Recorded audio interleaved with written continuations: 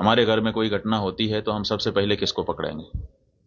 सबसे पहले तो चौकीदार को पकड़ेंगे ना, कि तुम कहाँ थे, क्यों ये घटना हो गई तुम्हारे रहते हुए, किस लिए तुमको रखा था।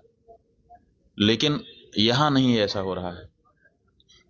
यहां जो है कहते तो हैं कि हम चौकीदार हैं, लेकिन चौकीदारी अगर की गई होती, हाँ चौकीदार अगर अपने काम में पक्का होता है तो उसके ऊपर आक्रमण करके उसको कोई मार दे, लेकिन फिर कहा जाता है कि इस चौकीदार ने अपना निभाया। यहां तो कुछ पता ही नहीं है, कोई लड़ा ही नहीं उनसे, किसी ने उनको रोकने की कोशिश ही कहीं नहीं की।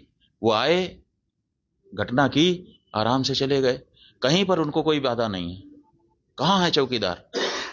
और चौकीदार के बारे में चर्चा ही नहीं हो रही है। अब कह रहे हैं हम उनको सबक सिखा देंगे, हम ये कर देंगे, हम वो कर देंगे। पाकिस्तान की धरती से आए थे। अरे भाई, पाकिस्तान की धरती से आए थे, इतनी जल्दी कैसे पता चल गया आपको? और अगर इतनी जल्दी आपको पता चल जाता है तो घटना के पहले क्यों नहीं पता चल गया? और दूसरी बात यह है कि अगर पाकिस्तान से आए तो पाकिस्तान के खिलाफ अच्छी तगड़ी कार्रवाई करिए। आप कह रहे हैं कि हम सिंधु नदी का जल रोक देंगे। आपके पास जल को रोकने या उसको डाइवर्ट करके अपने ही यहाँ अपने ही देश में रख लेने का कोई उपाय ही नहीं है। हमने विशेषज्ञों से पूछा कि अगर हम सिंधु नदी का जल पाकिस्तान में जाने से रोकना चाहते हैं तो हमारे पास क्या व्यवस्था है। उन्होंने कहा हमारे पास कोई व्यवस्था नहीं है। अगर हम आज से शुरू करें कि ऐसी व्यवस्था हम बना लें तो पैसा कितना लगेगा वो तो अभी पूछिए ही मत।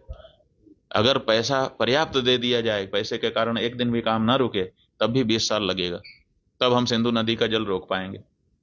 तो ऐसी परिस्थिति में हम ये कह दे रहे हैं कि हम सिंधु नदी का जल रोक लेंगे। और टेलीविजन के एंकर हमने सुना, वो कह रहे थे बूंद बूंद के लिए तरसेगा पाकिस्तान, एक गिलास शुद्ध पानी नहीं मिल पाएगा, खेती नष्ट हो जाएगी, बिजली नष्ट हो जाएगी, ये हो जाएगा, वो हो जाएगा।